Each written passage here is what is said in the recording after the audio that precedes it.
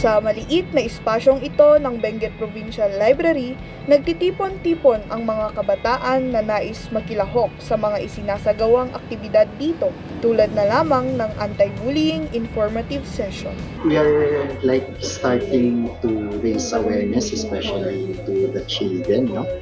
Kasi others, ang akala kasi nila sa bullying is parang it's just a simple word na okay, hurting, nako-correct, kumbaga yung mga dating ginagawa nila, nalalaman nila na ay bullying pala yung ginagawa ko. Ma-observe mi lang dyan na mga umay dito nga kids. Ada dyan simple lang ngay nga there is the presence of bullying, which is as support with education.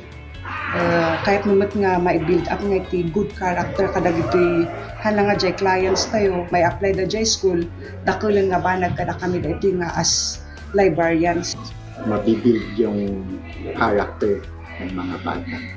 Ginagawa natin, tapos tumatawa-tawa lang tayo, no? Especially here in our region, dito kay Gurutan na Kunada, they're not aware na yung ginagawa pala nila is yun na mismo is bullying. Does not mean naman na psych majors lang ang may concern nito, but of course even the teachers, even our librarians as well, everyone is kasama po dito sa anti-bullying awareness po na ito.